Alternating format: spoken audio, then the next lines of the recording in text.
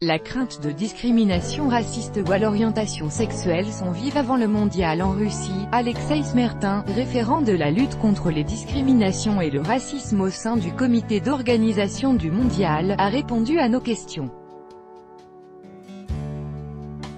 Pour lui, la Russie accueillera la Coupe du Monde la plus sûre de l'histoire et qu'elle sera un modèle pour la lutte contre les discriminations.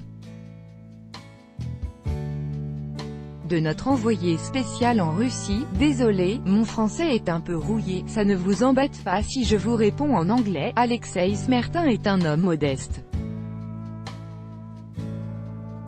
L'ancien international russe, 55, n'a joué que 3 saisons à Bordeaux il y a déjà longtemps, mais il parle encore notre langue parfaitement.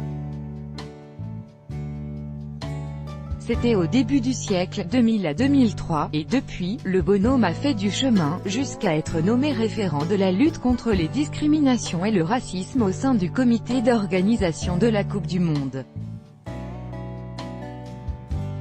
À quelques heures du match d'ouverture à Moscou, Smertin assure que la Russie accueillera la Coupe du Monde la plus sûre de l'histoire et qu'elle sera un modèle pour la lutte contre les discriminations. Fan ID system will help prevent racism at. Avez-vous des inquiétudes à ce sujet? Des cas de racisme et de discrimination arrivent dans toutes les parties du monde, malheureusement. Il est évidemment indispensable de réagir lorsque ça se produit, en Russie comme ailleurs. Mais une Coupe du Monde, c'est les grandes vacances du foot et de l'amitié entre les peuples. Celle qui s'annonce en Russie ne connaîtra pas de discrimination et sera la plus sûre de l'histoire en termes de sécurité. Quelles mesures ont été prises pour s'assurer qu'il n'y aura pas d'incidents racistes pendant la Coupe du Monde? D'abord, nous avons mis en place une carte d'identité pour chaque fan qui permettra d'assurer les responsabilités des uns et des autres en cas d'incident. Cette carte permet l'accès au pays sans avoir besoin de demander un visa, mais si son propriétaire ne respecte pas les règles dans le stade ou autour, sa carte sera bloquée et il ne pourra plus accéder aux événements. Ensuite, nous avons mis en place avec la FIFA une procédure en 3 étapes dans les stades pour veiller à ce qu'aucun débordement ne passe inaperçu. Une surveillance vidéo permanente, des observateurs disséminés dans le stade, 3 par rencontre, et des forces de sécurité en nombre.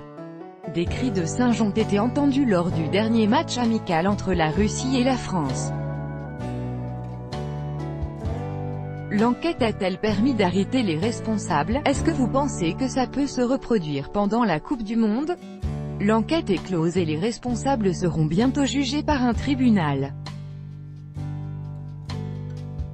Ils seront interdits de stade. Il s'agit d'une minorité de personnes qui étaient assises près d'un micro servant à la retransmission du match, ce qui a amplifié la portée de leurs cris. Cela n'a duré que quelques secondes et les supporters installés près d'eux leur ont immédiatement fait une remarque. J'espère de tout cœur que pareil incident ne se reproduira pas pendant la compétition, mais si c'est le cas, les responsables seront bannis des stades. Les hooligans russes ont laissé un très mauvais souvenir en France. Les fans anglais, particulièrement, peuvent-ils se rendre en Russie l'esprit tranquille malgré les relations tendues entre les deux pays et les bagarres de l'Euro 2016?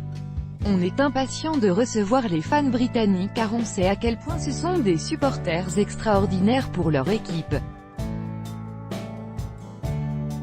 Je suis persuadé que tout se passera bien. Le football et la politique, ce n'est pas la même chose. D'ailleurs plusieurs équipes anglaises se sont déplacées en Russie cette saison en Coupe d'Europe, comme Manchester United, Liverpool ou Arsenal, et il n'y a eu aucun problème avec les hooligans. Il y a eu beaucoup d'avertissements de la part d'associations qui conseillent aux gays de ne pas montrer de signes d'affection dans la rue. Est-ce exagéré selon vous?